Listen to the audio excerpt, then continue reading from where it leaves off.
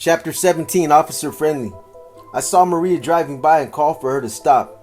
I asked her if she was still going to register me for school. She explained that the events of the other evening wouldn't affect our friendship and that I was still welcome at her house. But, she continued, none of the other guys who frequented her house were welcome anymore. I didn't bother asking why she felt that way. I kinda understood her feelings. I reminded her of the Clemente registration deadline. She assured me that she would be ready and then drove away. As I headed to the bus stop to go by Jenny's house, someone beeped a horn at me. I didn't recognize the car, so I ignored it. The car pulled over next to me and I realized it was Morena with a couple of her friends. I jumped into the car, gave Morena the usual kiss on the cheek, and asked her to drop me off at Jenny's house. Morena introduced me to her two friends. She told them that I was her favorite little brother. Her friends were also Latin queens. Their names were China and Giggles. China appeared to be half Asian, but she was actually half Mexican and half Puerto Rican. She was cute and seemed shy, another of the many girls who for some reason chose to hang out with gang members. I couldn't keep myself from staring at her. Morena noticed and began trying to play Cupid. Morena's other friend, Giggles, was a heavyset girl with long hair and a very funny laugh. We drove down by the lakefront to Montrose Harbor, where all the kings went to party. The girls had a cooler full of beer and wine in the trunk. We each took something to drink and then went and sat on the rocks. The night was falling fast. From where we were sitting, we could see the Chicago skyline, a very beautiful sight. I was talking to China, trying to get to know her better. The alcohol in our heads and the beautiful, romantic, scenic background took control of us. We simultaneously kissed each other as if to make sure that the other wouldn't have a chance to move away. Soon the Montrose Harbor Rock area was full of queens and kings. Everybody was drinking and smoking, just plain getting rowdy. We were having a really good time until the police came by and tried to throw us out.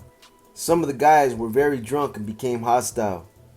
They threw cans and bottles at the police cars. Within seconds, the whole area was filled with police.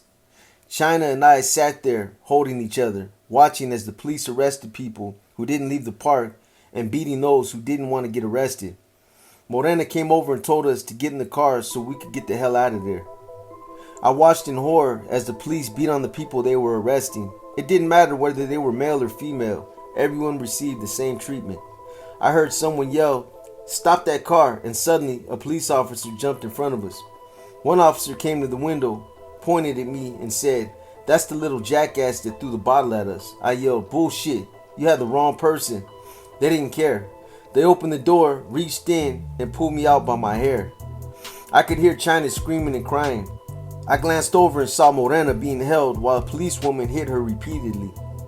The policewoman kept telling her to cool out and leave, but how the hell could she obey those orders while being held and beaten? I tried to get the officers to let go of my hair and got kneed in the abdomen. I fell to the ground, buckled over in pain. I heard one officer say to another to put me in the back of the car because I was a minor. Again, I was grabbed by the hair. I was lifted to my feet. I got angry and resisted. This just earned me another blow to the abdomen. They threw me in the car and told Morena to pull out before we all got arrested. I sat there trying to fight off the pain and wondering what we had done to deserve this kind of treatment.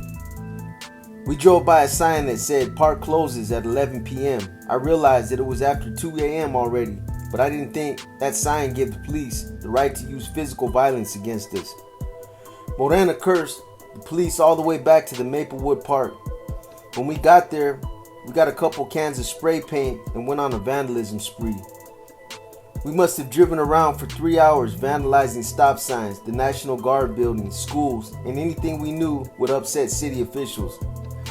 That was our own way of getting back at the police for what they had done to us.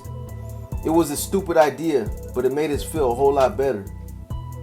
Morena took us to an apartment that was used like a clubhouse for the Latin Kings of Kedzie Boulevard and Armitage Avenue.